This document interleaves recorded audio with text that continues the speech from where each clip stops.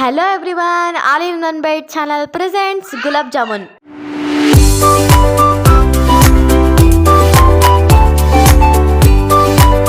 ಈ ಗುಲಾಬ್ ಜಾಮೂನ್ ಡೆಸರ್ಟ್ ಮಾಡೋದು ತುಂಬ ಈಸಿ, ತುಂಬ ಟೇಸ್ಟಿಯಾಗಿರುತ್ತೆ, ತುಂಬ ಸ್ವೀಟಿಯಾಗೂ ಕೂಡ ಇರುತ್ತೆ. ನೀವು ಕೂಡ ಮನೇಲಿ ಒಂದ್ಸಲಿ ಟ್ರೈ ಮಾಡಿ ಹೇಗೆ ಬಂತು ಅಂತ ಕಮೆಂಟ್ ಮಾಡೋದನ್ನು ಮಾತ್ರ ಮರಿಬೇಡಿ. ಬನ್ನಿ ಈಗ ಈ ಗುಲಾಬ್ ಜಾಮೂನ್ನ ಹೇಗೆ ಮಾಡೋದು ಅಂತ ನೋಡೋಣ.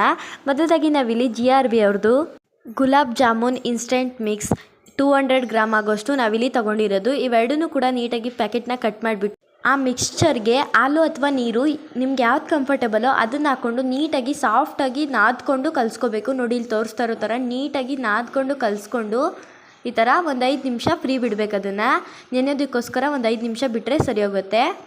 ಚಪಾತಿ ಹಿಟ್ಟು ಥರ ಇದ್ದರೆ ಸಾಕು. ಮತ್ತು ಈಗ ಈ ಕಡೆ ಒಂದು ಕಡಾಯಿಗೆ 1 ಕಪ್ ಆಗೋಷ್ಟು ಸಕ್ಕರೆ, 1 ಕಪ್ ಆಗೋಷ್ಟು ಸಕ್ಕರೆ ಹಾಕ್ಕೊಳ್ಳಿ. ಮತ್ತು ಈಗ ಅದೇ ಕಪ್ಪಲ್ಲಿ 1.5 ಕಪ್ಪಷ್ಟು ನೀರನ್ನ ಹಾಕ್ಕೊಳ್ಳಿ. ಇವೆರಡನ್ನೂ ಕೂಡ ಮೀಡಿಯಮ್ ಫ್ಲೇಮಲ್ಲಿ ಕುದಿಬೇಕು. ನೀರು ಅಲ್ಲಿವರೆಗೂ ಕುದಿಸ್ಕೋಬೇಕು. ಇದೆಲ್ಲ ಕುದ್ದಾದ್ಮೇಲೆ ಒಂದೆಳೆ ಪಾಕ ಬರುತ್ತೆ, ಅಷ್ಟು ಬಂದರೆ ಸಾಕು. ನೀಟಾಗಿ ಕುದಿಸ್ಕೊಳ್ಳಿ.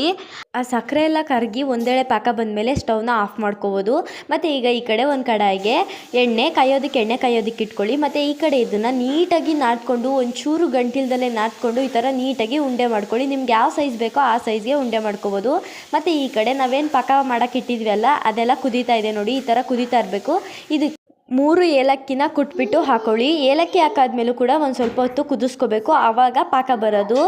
ನೋಡಿ ಈ ಥರ ನೀಟಾಗಿ ಮಿಕ್ಸ್ ಮಾಡಿಕೊಂಡು ಪಾಕ ಬರೋ ತನಕ 1-2 ನಿಮಿಷ ಇದನ್ನು ಕುದಿಸ್ಕೊಂಡ್ರೆ ಸಾಕು. ಪಾಕ ಬರೋ ತನಕ ಅಷ್ಟೇ. ಪಾಕ ಬಿಸಿನೇ ಇರಬೇಕು. ನಾವು ಯಾವಾಗ ಜಾಮೂನ್ನ ಫ್ರೈ ಮಾಡ್ಕೊತಿರ್ತೀವೋ ಅವಾಗೆಲ್ಲ ಬಿಸಿನೇ ಇರಬೇಕು. ಆ ಜಾಮೂನ್ನ ಫ್ರೈ ಮಾಡ್ಕೊಂಡಾದ್ಮೇಲೆ ಅದರೊಳಗಡೆ ಪಾಕದೊಳಗಡೆ ಹಾಕಿದಾಗ ಅದು ಹೀರ್ಕೊಳ್ಳೋಕ್ಕೆ ಜಾಸ್ತಿ ಹೆಲ್ಪ್ ಆಗುತ್ತೆ. ಆ ಎಣ್ಣೆಯಿಂದ ಕರೆದಾದ್ಮೇಲೆ ಡೈರೆಕ್ಟಾಗಿ ಪಾಕಕ್ಕೆ ಹಾಕ್ಬೋದು, ಅದಕ್ಕೋಸ್ಕರ. ಮತ್ತು ನೋಡಿ ಈ ಥರ ಎಲ್ಲ ನೀಟಾಗಿ ಶೇಪ್ ತಗೊಂಡು ಉಂಡೆ ಮಾಡ್ಕೊಳ್ಳಿ. ಈಗ ಎಣ್ಣೆ ಕಾದಿದೆ, ಒಂದೊಂದಾಗಿ ಇದನ್ನೆಲ್ಲ ಆ ಉಂಡೆಗಳು ನಾವೇನು ಮಾಡ್ಕೊಂಡಿದ್ದೀವಿ ಅಲ್ವಾ ಅದನ್ನೆಲ್ಲ ಇದ್ರೊಳಗಡೆ ಹಾಕ್ಕೊಂಡು ಫ್ರೈ ಮಾಡ್ಕೋಬೇಕು.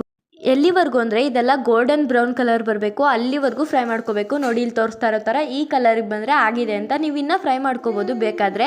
ಇದನ್ನು ಡೈರೆಕ್ಟಾಗಿ ಪಾಕದೊಳಗಡೆ ಹಾಕ್ಕೊಳ್ಳಿ. ಪಾಕ ಬಿಸಿ ಇರಲಿ. ನಾನು ಆವಾಗಲೇ ಹೇಳ್ದಾಗಲೇ ಪಾಕ ಬಿಸಿ ಇದ್ದಾಗ ಹಾಕಿದ್ರೆ ಗುಲಾಬ್ ಜಾಮೂನ್ಸ್ಗಳು, ಡ್ರೈ ಜಾಮೂನ್ಗಳು ಬೇಗ ಪಾಕನ ಇಟ್ಕೊಂಡಾಗ ಅದು ಬೇಗ ಆಗುತ್ತೆ.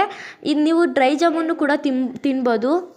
ಯಾವಾಗ ಜಾಮೂನ್ಸ್ ಎಲ್ಲ ಪಾಕ ಹೀರ್ಕೊಂಡು ಈ ಥರ ನೆಂದಿ ರೆಡಿ ಆಗುತ್ತೋ, ಜ್ಯೂಸಿ ಆದ ಗುಲಾಬ್ ಜಾಮೂನ್ ರೆಡಿ ಆಗುತ್ತೆ. ನೀವು ಕೂಡ ಮನೇಲಿ ಒಂದ್ಸಲಿ ಟ್ರೈ ಮಾಡಿ ಹೇಗೆ ಬಂತು ಅಂತ ಕಮೆಂಟ್ ಮಾಡೋದನ್ನು ಮಾತ್ರ ಮರಿಬೇಡಿ. ವಿಡಿಯೋ ಇಷ್ಟ ಆಗಿದ್ರೆ ಪ್ಲೀಸ್ ಲೈಕ್ ಮಾಡಿ ಅಂತ ಹೇಳ್ತಾ, ಯಾರಾದ್ರು ನಮ್ಮ ಚಾನಲ್ನ ಸಬ್ಸ್ಕ್ರೈಬ್ ಮಾಡ್ಕೊಂಡಿಲ್ಲ ಈಗಲೇ ಸಬ್ಸ್ಕ್ರೈಬ್ ಮಾಡ್ಕೊಳ್ಳಿ, ಲೈಕ್ ಮಾಡಿ, ಶೇರ್ ಮಾಡಿ, ಕಮೆಂಟ್ ಮಾಡಿ ಅಂತ ಹೇಳ್ತಾ ಮತ್ತೊಂದು ವಿಡಿಯೋದಲ್ಲಿ ಸಿಗೋಣ. ಅಲ್ಲಿವರೆಗೂ ಬಾಯ್ ಬಾಯ್.